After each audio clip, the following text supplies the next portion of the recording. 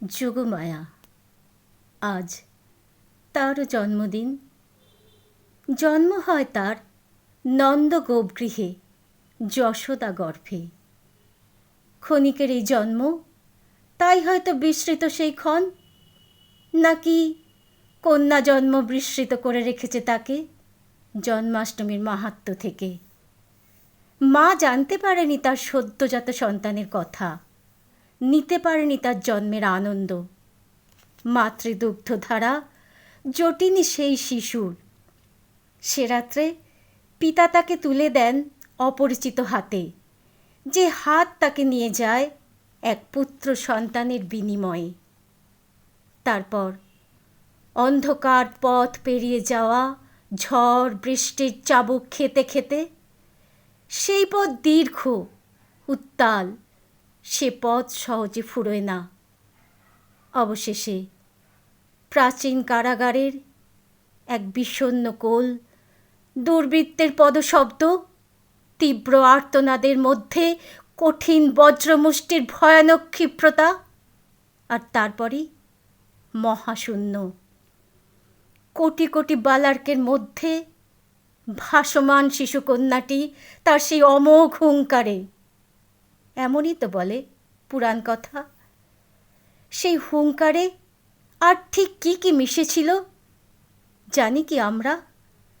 শুধুই দুর্বৃত্তের প্রতি উদ্গত ক্রোধ, না সেই সমাজের প্রতি প্রবল উপহাস, যেখানে অনন্তকাল ধরে ঈশ্বরকে বাঁচাতে ঈশ্বরই হন বলি প্রদত্ত, যে কন্যা কংসের হাত থেকে মহাশূন্যে মিলিয়ে গিয়েছিল, যুগে যুগে সেই কন্যাই আছড়ে পড়ে মৃত্যুর কোলে, হয় রুক্ষ পাথরের বুকে, নয় মাতৃ জঠরে, নয়তো দুধের মধ্যে ডুবে। সবটুকুই নিঃশব্দে সম্পন্ন হয় নিকষ গভীর অন্ধকারে। সেই অন্ধকারের গা থেকে উঠে আসে প্রাচীন কারাগারের পুঁতিগন্ধ। সেই অন্ধকার বড় পিচ্ছিল, রক্তে পাপে পঙ্কিলতায়।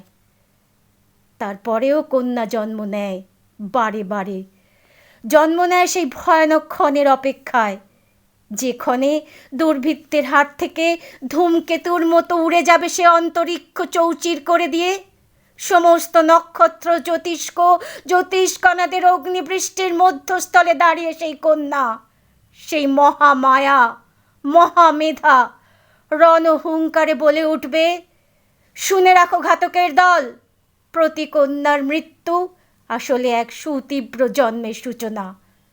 যতই হত্যা করো, ঈশ্বরীদের কখনো মৃত্যু হবে না।